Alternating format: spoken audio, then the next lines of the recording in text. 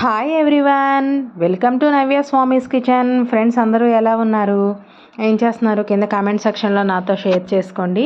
ఇంకా ఈరోజు వీడియోలోకి వెళ్ళబోయే ముందు ఒక చిన్న లైక్ తోటి అయితే మనం ఈరోజు వీడియోలోకి అయితే వెళ్ళిపోదాము. ఈరోజు వీడియో బీరకాయ కోడిగుడ్డు కర్రీ అనమాట. సమ్మర్ స్టార్ట్ అయిపోయింది కదా, సమ్మర్లో మనం మంచిగా డైజెస్ట్ అయ్యే కూరగాయలు, అరుగుదల మంచిగా అంటే చలవ చేసే కూరగాయలు తీసుకుంటే హెల్త్కి అయితే చాలా మంచిదన్నమాట. అయితే ఈరోజు ఆదివారం స్పెషల్గా నేను అదైతే చేశాను. ఈ వీడియో అయితే ఎప్పటికి పోస్ట్ చేస్తానో అయితే తెలియదు, కానీ నేను ఆదివారం రోజు అయితే ఈ రెసిపీ అయితే చేశానన్నమాట. ముందుగా అయితే 1/2 కేజీ వరకు బీరకాయలని ఇలా చిన్న ముక్కలుగా కట్ చేసుకొని, అలాగే ఇందులోకి ఉల్లిపాయ ముక్కలు, పచ్చిమిరపకాయలు, 2 టమాటాలు, అలాగే ఉడికించిన 4 గుడ్లు ముందుగా అయితే ప్రిపేర్ చేసి పక్కన పెట్టుకోవాలి. ఇప్పుడు కర్రీ ప్రిపరేషన్ అయితే చూద్దాము. స్టవ్ పై ప్యాన్ పెట్టుకొని ఆయిల్ వేసుకోవాలి. ఆయిల్ కొంచెం వేడైన తర్వాత మనం ముందుగా 2 మీడియం సైజు ఉల్లిపాయలు కట్ చేసుకున్నాం కదా, వాటిని అలాగే కట్ చేసుకున్న చీలికలుగా చేసుకున్న పచ్చిమిరపకాయలను కూడా వేసుకోవాలి. బీరకాయ కోడిగుడ్డు కర్రీ అనేది చాలా చాలా బాగుంటుందండి. టేస్ట్ ఒక్కొక్కరు ఒక్కో విధంగా చేస్తారు. చూడండి, ఉల్లిపాయలు ఈ విధంగా బాగా రంగు మారిన తర్వాత ఇందులో ఒక స్పూన్ అంటే ఒక 1/2 టీ స్పూన్ వరకు అల్లం వెల్లుల్లి పేస్ట్ వేసుకోండి. ఫ్లేవర్ బాగుంటుంది. అల్లం వెల్లుల్లి పేస్ట్ కూడా వేసుకొని వేయించుకోవాలి. సమ్మర్లో మనం సొరకాయ కానీ, బీరకాయ కానీ, ఇంకా వాటర్ కంటెంట్ ఎక్కువగా ఉండే వెజిటేబుల్స్ తీసుకుంటే చలవ చేస్తాయన్నమాట. తర్వాత తాలింపు మొత్తం వేగిపోయిన తర్వాత కట్ చేసుకున్న బీరకాయ ముక్కలను అయితే ఇందులో యాడ్ చేసుకోవాలి. యాడ్ చేసుకొని ఒకసారి మొత్తం బాగా కలుపుకోవాలన్నమాట ముక్కల్ని. ఫ్రెండ్స్, ఇంకా మన వీడియోస్ ఓల్డ్ వీడియోస్ అయితే చాలా ఉన్నాయి. కొత్తగా వచ్చే సబ్స్క్రైబర్స్ అయితే ఒకసారి విజిట్ చేయండి. మన వీడియోస్ చాలామంది చూస్తున్నారు కానీ లైక్ చేయట్లేదు. ప్లీజ్ లైక్ చేయండి. మీరు లైక్ చేస్తే ఇంకా వీడియోస్ వేరే వాళ్ళకి రికమెండ్ అవుతాయి అన్నమాట.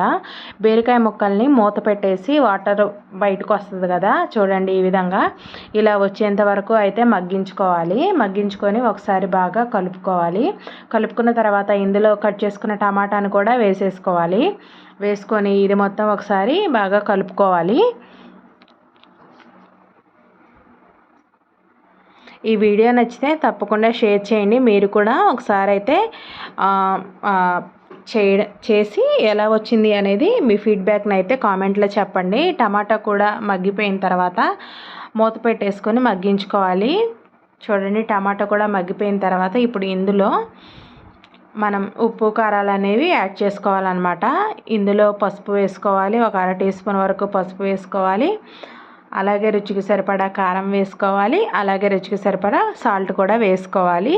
ఫ్రెండ్స్, నేను చేసే కర్రీస్లో దేంట్లోనైనా సరే నేను కొలతలు ఏమీ చెప్పట్లేదు. నేను చేసే క్వాంటిటీకి తగ్గట్టుగా అయితే నేను చూసుకొని వేసుకుంటానండి. మీరు ఎంతైతే తినగలుగుతారో దానిని బట్టి వేసుకోండి. నేను మినిమం కేజీ 1/2 కేజీ చేసే రెసిపీస్ అయితే నేను ఎక్కువ వీడియోస్ అయితే పెడతాను. నేను 2 ఫుల్ టీ స్పూన్లు అయితే వేస్తాను. ఇవి మొత్తం వేసుకొని కలుపుకున్న తర్వాత మూత పెట్టేసి మళ్ళీ వాటర్ అంతా సైడ్కి వస్తుంది కదా, అలా బాగా దగ్గరకు అవుతున్నప్పుడు ఇందులో మళ్ళీ కొన్ని వాటర్ని యాడ్ చేసుకోవాలి. చిన్న గ్లాస్తో ఒక 2 గ్లాసుల వరకు వాటర్ని యాడ్ చేసుకోవాలి. కర్రీ మరీ థిక్గా లేకుండా కొంచెం గ్రేవీగా లూజ్గా ఉంటే బాగుంటుందన్నమాట బీరకాయ కర్రీ.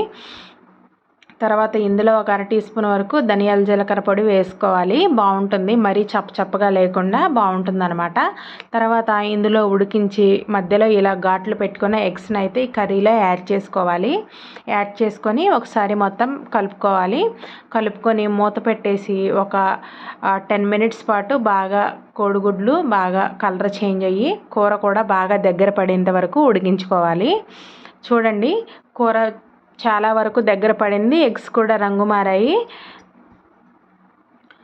ఈ స్టేజ్లోకి వచ్చిన తర్వాత ఉంటే కొంచెం కొత్తిమీర యాడ్ చేసుకోండి. యాడ్ చేసుకొని మరొక 2 నిమిషాలు ఉంచేసి కొంచెం ఎగరనిచ్చి తర్వాత స్టవ్ ఆఫ్ చేసేసుకొని వేడివేడిగా రైస్లో అయితే సర్వ్ చేసుకుంటే చాలా చాలా బాగుంటుందండి. Thanks for watching.